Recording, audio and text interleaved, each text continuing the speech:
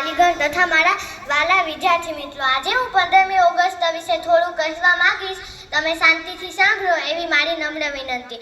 અનેકતામાં એકતા એ જ અમારી શાન છે. અનેકતામાં એકતા એ જ અમારી શાન છે. એટલે જ મારો ભારત દેશ મહાન છે. 15મી ઓગસ્ટે આપણો સ્વતંત્ર દિન છે. હજારો વર્ષો પહેલાની અનેક પ્રકારની ગુલામીઓમાંથી મુક્ત થવાનો પવિત્ર તહેવાર છે. આ સ્વતંત્રતા આપનાર સ્વતંત્રવીર અને ક્રાંતિકારીઓને અંજલિ આપવાનો દિવસ છે. 15મી ઓગસ્ટ 1947 સુધી આપણા દેશમાં અંગ્રેજોનું શાસન હતું. અંગ્રેજોએ આપણા દેશને પાયમાલ કરી નાખ્યો હતો.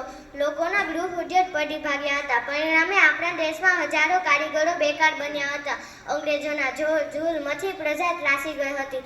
ભારતને અંગ્રેજોની ગુલામીમાંથી દૂર કરવા ગાંધીજીએ સત્યાગ્રહની લડત શરૂ કરી. એમાં પૂજાએ પણ પૂરો સાથ આપ્યો. ભગતસિંહ, ખુદીરામ બોઝ, ચંદ્રશેખર આઝાદ, પ્રફુલ્લ ચાકી જેવા યુવાનોએ હસતા હસતા શહીદી લીધી. છેવટે 15મી ઓગસ્ટ 1947ના દિવસે આપણને આઝાદી મળી અને આ દિવસને સ્વતંત્ર દિન તરીકે ઉજવાય છે. જય હિન્દ.